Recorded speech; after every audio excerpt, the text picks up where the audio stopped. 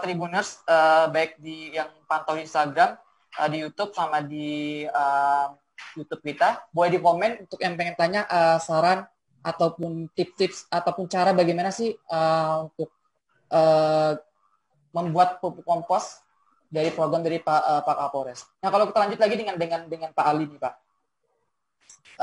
Mindset masyarakat kan sampai dengan saat ini pun juga kita ketahui masih membakar lahan untuk entah itu untuk keperluan pribadi atau disuruh untuk membuka lahan. Nah, dengan adanya gaspol ini, Pak, sebenarnya mudah atau tidak, Pak, untuk kita menjalankan gaspol ini sendiri, Pak? Untuk terkait pelaksanaan gaspol di tengah-tengah masyarakat kita, itu tidak menemui kendala yang serius, Pak. Kenapa? Karena dengan mengolah lahan dan limbahnya itu dijadikan kompos dan bisa menjadi nilai ekonomis, tentunya kan bisa mengurangi ketergantungan kita dengan pupuk-pupuk kimia.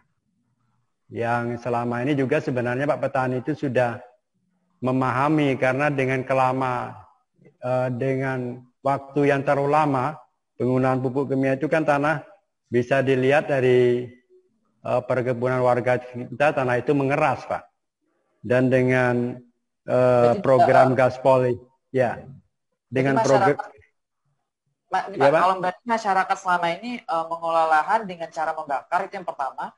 Terus yang kedua, setelah membakar mereka menggunakan pupuk kimia, dan itu sebenarnya dampak lahan itu sendiri jangka panjang itu berpengaruh, Pak, kalau kita sebagai petani ini, Pak. Sangat berpengaruh, Pak. Jadi ketika sosialisasi dan edukasi yang diberikan Bapak Kapolres waktu Sambang Desa, itu setelah kita teliti dan kita adakan semacam perbandingan, Pak, di lahan kita yang pengolahan lahan itu tanpa dibakar dan yang mengolah lahan dengan cara dibakar.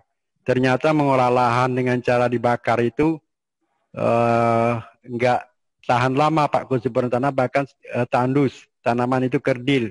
Tapi dengan pola dengan tidak membakar lahan, itu sampai saat ini tanah itu masih subur, Pak. Dan kemudian yang tak kalah pentingnya, dengan pengolahan limbah lahan ini tentunya kan bisa menambah pendapatan warga kita, petani khususnya, untuk menekan biaya produksi yang selama ini sangat ketergantungan dengan pupuk kimia yang harganya juga relatif mahal, cukup mahal.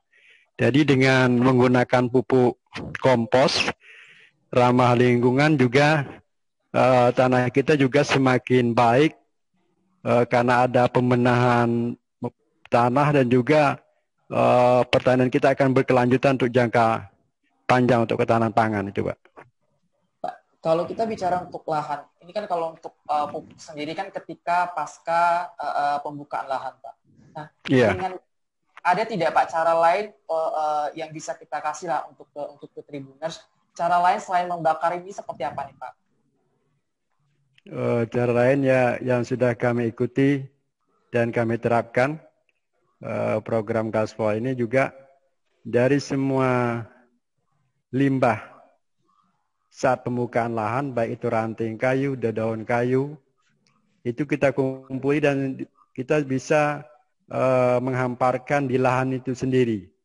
Kemudian baru kita kasih mikroba organisme, efektif mikroba supaya cepat. Aduh. Oke, Pak. Oke, kita kendala jaringan. Oke nih, kita kembali ke Pak Kapolres nih, Pak. Artinya, Pak, kalau kita bicara pupuk ini kan pasca Gimana nih? Nah, kalau misalnya untuk pembakar sendiri, Pak, pembukaan lahan selain cara membakar, sebenarnya yang lebih efektif apa nih, Pak? Ya, Pak. Halo. Ayo, kita coba ke Pak Kapolres dulu, izin Pak Ali.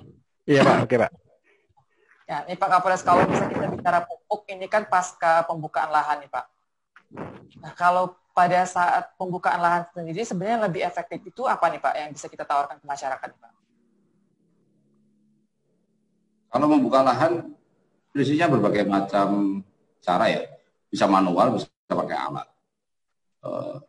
Yang paling utama adalah kita harus menyadarkan masyarakat kita bahwa membuka lahan dengan cara membakar itu rugi dan juga menyebabkan melanggar hukum. Itu yang paling utama. Itu dulu. Mengenai bagaimana cara efektif membuka lahan. Apakah dengan manual atau dengan alat, kita tergantung dengan sumber daya yang ada. Sumber daya, apakah itu sumber daya manusia, apakah sumber daya sarana prasarana, itu tuh yang perlu kita lihat. Setiap desa, setiap tempat itu berbeda sumber dayanya gitu. Apakah dengan manual gotong royong bersama-sama untuk melakukan membuka lahan, apakah mungkin di desa itu ada anggaran desa sehingga ada satu alat berat untuk membantu masyarakat atau dapotannya membuka lahan di lokasi itu adalah salah satu cara atau metode, tergantung dengan sumber daya yang ada. Intinya adalah apabila lahan itu sudah dibuka, hasil tebas atau hasil pembukaan lahan yang menggunakan alat itu jangan sampai dibiarkan, jangan sampai tidak dipindahkan karena alasan ekonomis, alasan waktu, dan sebagainya. Semua limbah lahan, baik itu dahan, baik itu ranting, baik itu daun, baik itu yang lainnya, semua limbah lahan itu bisa dimanfaatkan, diolah menjadi nilai ekonomis dengan dibikin pupuk. Caranya sangat mudah, itu yang paling harus diberikan kepada masyarakat kita, diinformasikan. Tidak sulit membuat pupuk kompos, tidak harus menggunakan semua peralatan yang lengkap, harus ada pupuk kandangnya, harus ada gulanya. Kalau memang kita tidak memiliki alat-alat khusus, misalnya tidak ada pencacah dan lain sebagainya, itu bisa tetap kita buat, hanya cukup bermodal air, bermodal plastik penutup mungkin, bermodal efektif mikroorganisme, E4, bermodal dolomit, itu sudah cukup, serta dengan ember untuk mencampurnya. Kita bisa gunakan, bisa manfaatkan. Yang membedakan adalah nanti lama waktunya. Kalau kita punya pupuk kandang untuk menambahkan lagi lebih baik. Tapi kalau hanya kita akan membuat pupuk kompos itu untuk keperluan sendiri, tidak wajib harus dengan ekstra tambahan, baik itu pupuk kandang, baik itu mungkin gula pasir dan sebagainya. Cukup dengan 4 peralatan awal tadi, itu bisa digunakan untuk mengolah limbah lahan yang ada di sekitar kita menjadi pupuk kompos, sehingga bisa untuk kepentingan dan kesuburan tanah kita sendiri. Itu yang paling utama mungkin ya, yang perlu diketahui oleh masyarakat kita. Intinya yang perlu disadari oleh masyarakat bahwa membakar itu bakal berdampak negatif ke depannya. Itu yang pertama, Pak ya. Terus yang kedua, ya, tidak hanya berdampak pada masyarakat lain. Yang kedua, hukuman. Nah, hukuman sebenarnya hukuman ini untuk pembakar saja seperti apa nih, Pak? Kalau kita boleh tahu, berapa ancaman hukumannya atau seperti apa nih, Pak? Ya, kalau tadi Mas Alsul menanyakan seberapa efektif kegiatan gaspol ini, kita membandingkan dengan tahun lalu, sudah musim kemarau, berapa titik api atau fire spot pada awal bulan menjelang musim kemarau dengan tahun kemarin.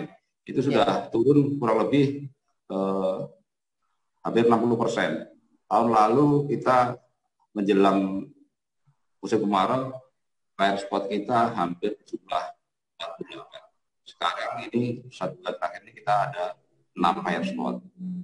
6 titik api itu syukur alhamdulillah mungkin, dan karena kita bisa bicara fakta tersebut karena kita mendapatkan pelakunya. 6 titik api itu ada 3 pelaku yang kita tangkap. Kita proses lanjut.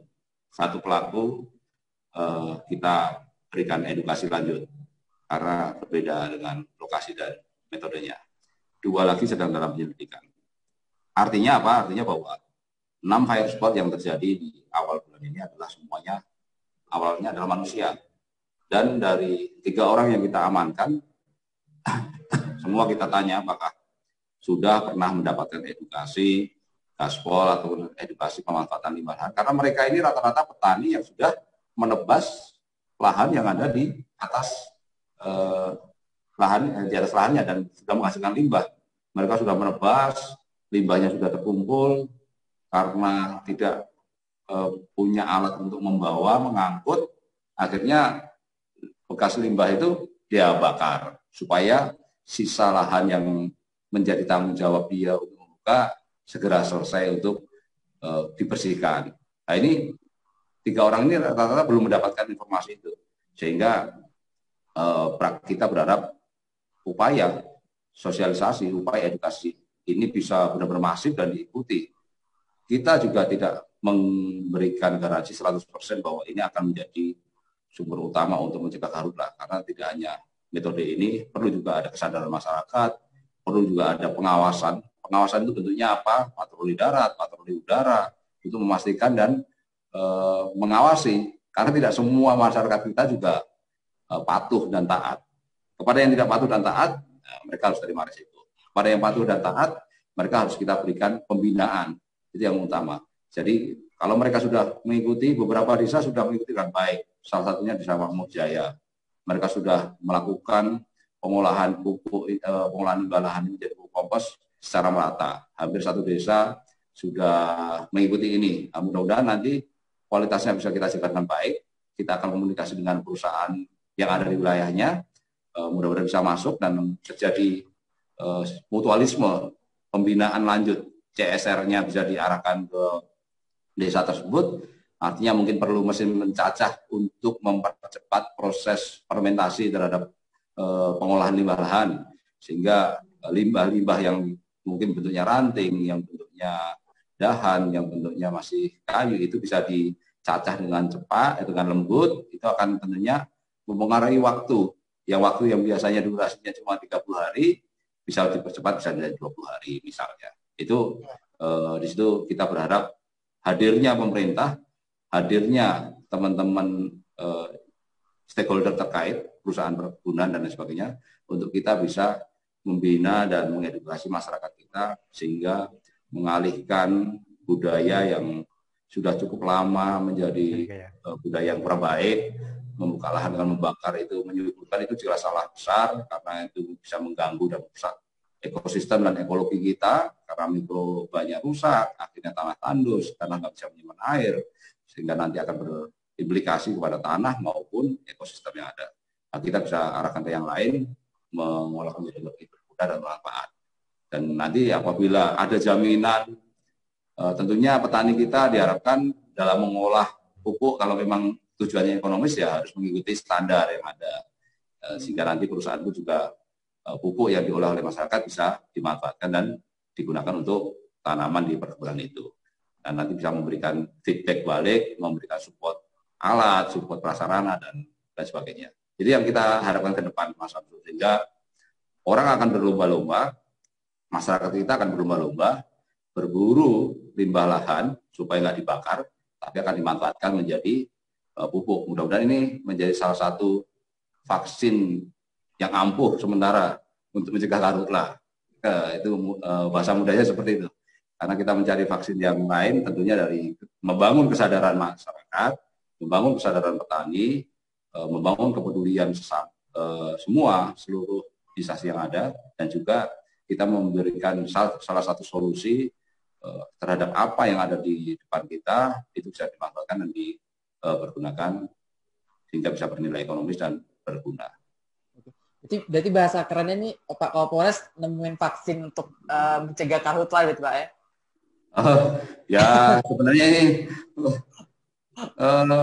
kegiatan ataupun pembuatan pupuk kompos ini kan bukan baru ya, sebenarnya sudah lama ya. Kita ini hanya membantu untuk memunculkan, dan teman-teman media ini punya peranan yang cukup sangat besar dengan memunculkan ini di permukaan, bisa diketahui oleh masyarakat yang lain. Oh ternyata membuat pupuk itu enggak